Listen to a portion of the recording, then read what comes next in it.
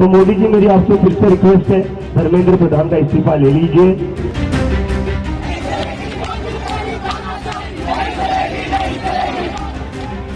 वरना बात सिर्फ धर्मेंद्र प्रधान के इस्तीफे की नहीं रहेगी, बात आपके इस्तीफे पर भी आ जाएगी, और वो आएगी जैसी आपकी हरकतें। सरकार बड़ी है या कॉकरोच जनता पार्टी और स्टूडेंट, आज इसका फैसला होने ही वाला था, लेकिन आखिरी वक्त में यह फैसला भी टल गया। यह फैसला टला क्यों, ये हम आपको आगे डिटेल में बताएंगे। लेकिन आज दो बड़ी बातें हुई, दो महत्वपूर्ण बैठकें हुई। एक बैठक जो खुद जिसकी अगुवाई कर रहे थे प्रधानमंत्री नरेंद्र मोदी। नरेंद्र मोदी इतने फिक्रमंद है इस प्रोटेस्ट को लेकर, यह समझिए कि पिछले 24 घंटे में, चाहे वो ट्विटर पर पोस्ट करने की बात हो, चाहे वो वीडियो बनाकर डालने की बात हो, और वीडियो में भी कल जब प्रधानमंत्री नरेंद्र मोदी ने वीडियो बनाया था तो आपने देखा उन्होंने शुरुआत इसी बात से कही थी, हेलो फ्रेंड्स कहकर। इसका मतलब है कि वो जेनजी से कनेक्ट होना चाहते थे। और एक बैठक आज हुई है जितेंद्र सिंह, जेपी नड्डा और कॉकरोच जनता पार्टी के नुमाइंदों के बीच, कि दो महत्वपूर्ण बैठक है।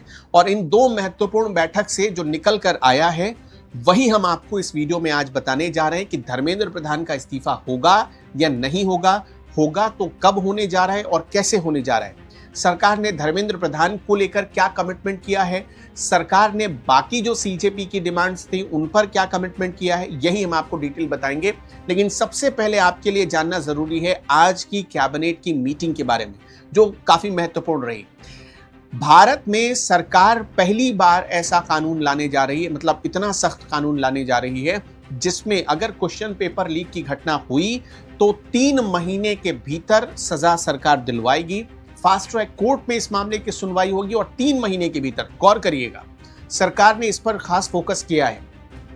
सोनम वांगचुक ने अपना अनशन जब खत्म किया था तो उनसे भी सरकार ने यही कमिटमेंट किया था कि हम एक फास्ट ट्रैक कोर्ट बनाएंगे। और आपको अगर याद हो तो प्रधानमंत्री नरेंद्र मोदी ने खुद सुबह ट्वीट भी किया था इसी बात पर कि वो फास्ट ट्रैक कोर्ट बनाना चाहती है और दोषियों को चाहती है इतनी कठोर सजा मिले कि दोबारा कोई ऐसा ना करे। सरकार ने अपना इरादा बिल्कुल साफ कर दिया था प्रधानमंत्री नरेंद्र मोदी के ट्वीट के बाद। उसके बाद आज कैबिनेट की बैठक हुई और सचमुच वादे के मुताबिक नरेंद्र मोदी ने कुछ बड़ा किया। बड़ा ये किया कि 10 साल की सजा होगी। अब अगर किसी को भी इसमें पकड़ा जाता है तो, क्वेश्चन पेपर लीक के मामले में पकड़ा जाता है तो मिनिमम 10 साल की सजा होगी। इसके अलावा फास्ट ट्रैक कोर्ट यानी 90 दिन के भीतर उनके मामलों पर सुनवाई होगी। और एक और महत्वपूर्ण बात जो सरकार की तरफ से कही गई है, सरकार कहीं भी ये नहीं कह रही है कि वो धर्मेंद्र प्रधान का इस्तीफा लेगी। सरकार ने कल अपनी मंशा तब जाहिर कर दी जब उसने शिक्षा सचिव का इस्तीफा लिया था, मतलब शिक्षा सचिव को हटाया था। शिक्षा सचिव को हटाकर सरकार ने अपना इरादा जाहिर कर दिया था कि जहां पर एक कमजोर कड़ी बैठी थी उस कड़ी को हमने हटा दिया है, एक मैसेज देने की कोशिश की थी। अब आज जो मीटिंग हुई, 3 घंटे तक जो मीटिंग चली, जेपी नड्डा, जितेंद्र सिंह और कॉकरोच जनता पार्टी के 2 नुमाइंदों के बीच, जो रंका थे और सौरभ दास थे, उनके बीच जो इन चारों ने मीटिंग की है उसमें क्या हुआ है ये भी जानिए। तो आपको नरेंद्र मोदी की जो कैबिनेट मीटिंग थी उससे इसका कनेक्शन आपको साफ पता चलेगा। पहली बात आपको एक और चीज बता देना चाहते हैं कि आज की कैबिनेट मीटिंग में सरकार ने एंड टू एंड इंस्टीट्यूशंस की व्यवस्था कर दी। अब ये एंड टू एंड इंस्टीट्यूशन क्या होता है ये भी आप समझिए। जैसे कोई भी परीक्षा होगी, अभी एनटीए परीक्षा करवा रही थी, लेकिन अब सरकार एक नया इंस्टीट्यूशन बनाएगी, एक नई संस्था बनाएगी। उस संस्था का काम होगा कि क्वेश्चन पेपर बनाने से लेकर पूरी परीक्षा को खत्म करने तक, यानी रिजल्ट आ जाने तक वही संस्था काम करेगी। जैसे इस वक्त भारत में यूपीएससी काम कर रही है, बिल्कुल यूपीएससी जैसा एक मॉडल सरकार ने बनाने का भरोसा दिया है। मतलब अब एनटीए के हवाले सरकार नहीं रहेगी। एनटीए में अभी तक क्या होता था ये भी समझ लीजिए। एनटीए में होता ये था कि वहां पर कोई परीक्षा अगर सरकार लेना चाहती है या कोई भी परीक्षा हो रही है, एनटीए उसके लिए बाहर से क्वेश्चन पेपर सेट करने वाले लोगों को, टीचर्स को, एक्सपर्ट्स को हायर करता था और वहीं से सबसे ज़्यादा क्वेश्चन लीक की घटनाएं होती थी। अब जैसा कि अभी हाल ही में जो क्वेश्चन पेपर नीट के क्वेश्चन पेपर लीक हुए उसमें जो मामला सामने आया था उसमें ये बात सामने आई कि जिसको प्रूफ रीडिंग के लिए रखा गया था उसी ने क्वेश्चन पेपर लीक कर दिया था मार्केट में, ये बात सामने आई थी। लेकिन अब सरकार इस पूरे झमेले को ही खत्म करना चाहती है। और अब एंड टू एंड इंस्टीट्यूशन पर बातचीत चल रही है।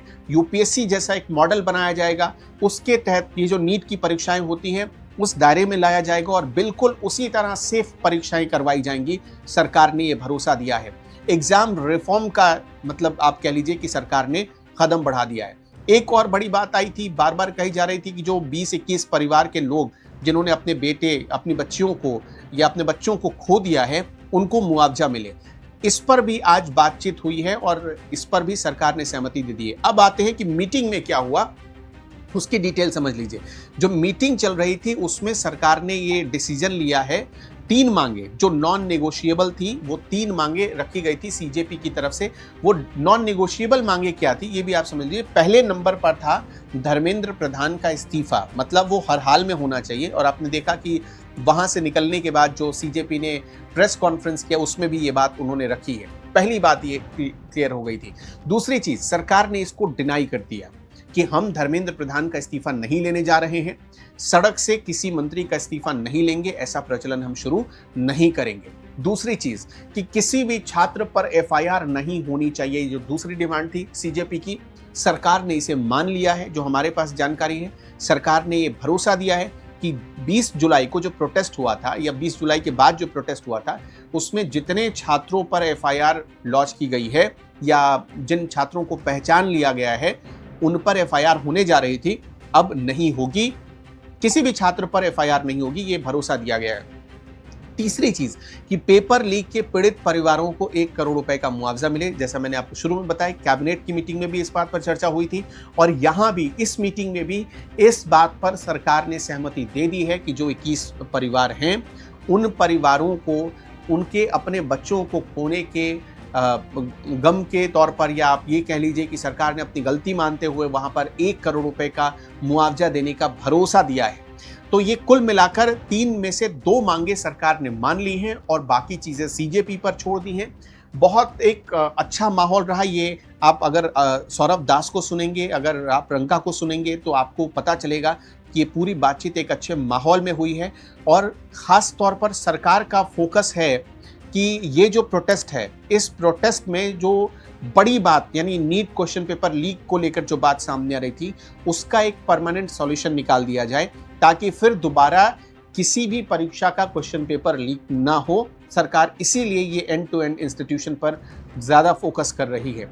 वैसे दोस्तों, अभी लगता नहीं कि धर्मेंद्र प्रधान का अगर इस्तीफा नहीं होगा तो सीजेपी अपना प्रोटेस्ट खत्म करेगी, क्योंकि जब प्रेस कॉन्फ्रेंस कर रहे थे सौरभ दास और अभिजीत रंका, तब उन्होंने ये बिल्कुल क्लियर कर दिया है कि किसी भी कीमत पर हम मानने को तैयार नहीं है, धर्मेंद्र प्रधान के इस्तीफे से नीचे कोई बातचीत नहीं होगी। सरकार भले 2 और मांगे मान ले, लेकिन जब तक धर्मेंद्र प्रधान का इस्तीफा नहीं होता है तब तक वो नहीं हटेंगे, यानी प्रोटेस्ट चलता रहेगा। अब यहीं पर सरकार और सीजेपी के बीच टकराव की स्थिति बन गई है। फिर से बुलाया गया है, फिर से कल 3:30 बजे एक मीटिंग होनी है और वो फाइनल मीटिंग कही जा रही है। सरकार उसके बाद से कोई दूसरी बातचीत नहीं करेगी, सरकार ने ये साफ कह दिया है। मतलब मौका दिया गया है सीजेपी को भी सोचने का और सरकार भी अपने लेवल पर बातचीत कर रही है। तो कुल मिलाकर अच्छा, एक और चीज़ है, पेपर लीक करने वालों पर 10 करोड़ रुपए का जुर्माना भी लगेगा। ये भी खबर आ रही है, 10 साल की सजा और 10 करोड़ रुपए का जुर्माना भी लगाया जाएगा। इस तरह की बातें भी निकल कर आ रही हैं। खैर, सरकार अपनी जगह सही है कि सीजेपी अपनी जगह सही है, आपको क्या लगता है कमेंट में हमें ज़रूर बताते चलिएगा।